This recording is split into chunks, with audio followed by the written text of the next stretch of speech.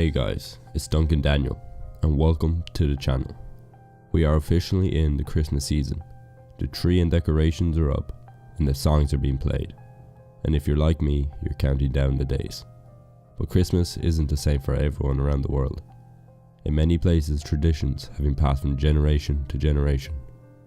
Many of these were created to terrify kids, and others are just creepy decorations. So here it is. 5 creepy and weird Christmas traditions. Enjoy.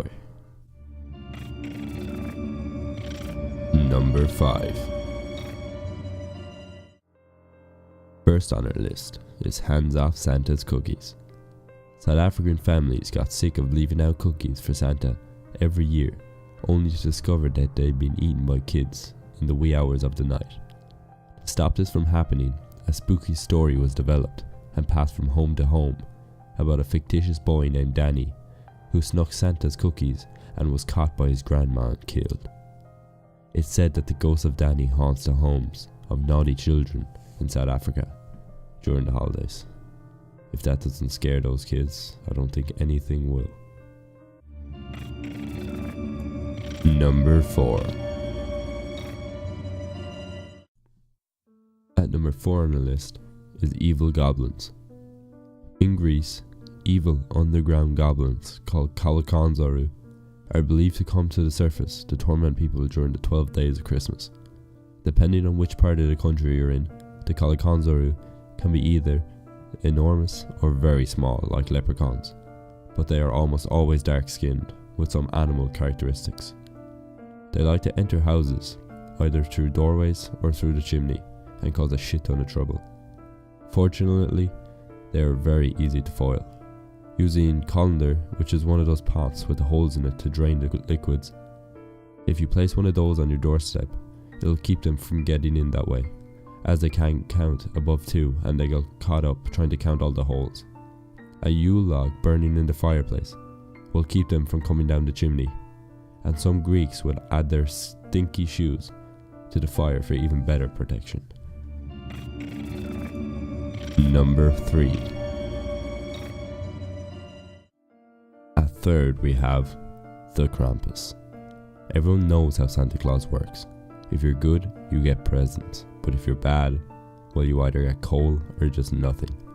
Unless you live in certain alpine regions in Europe, including Austria, Romania, the Czech Republic, Slovakia, Slovenia, and Croatia. There, the bad kids have to contend with the Krampus, a nightmarish horned demon who basically acts as Santa's enforcer. The Krampus distributes coal, bundles of birch twigs called rutten, and sometimes carries a washtub in which he drowns bad children so he can eat them. Number 2. At number 2 we have the elf on the shelf. I don't know if you consider the elf on the shelf to be a tradition or merely a marketing triumph for its creators, but either way it's creepy. I mean, just look at it.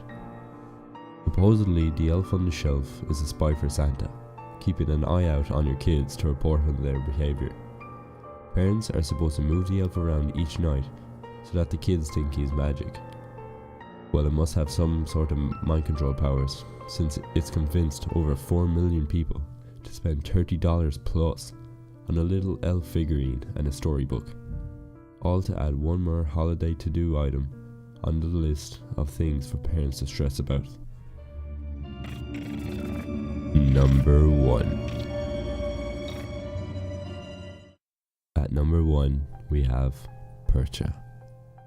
Percha is the slightly kinder alternative to Krampus, though we use the word kinder in the Austrian sense, which only means that her horror is slightly less than the alternative.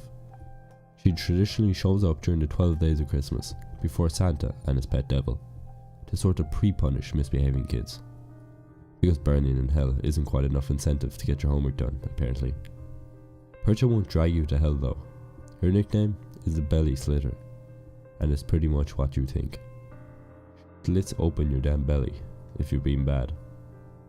Being a child in Austria must be fucking terrible. If you've been good, you get an Xbox and some Pokemon cards. But if you mean bad, well, Something comes to your house and disembowels you. Yeah, I think I'd rather opt out at Christmas, thank you very much. Thank you for watching. Please remember to comment, like and subscribe. This is me, Duncan Daniel, and Merry Christmas.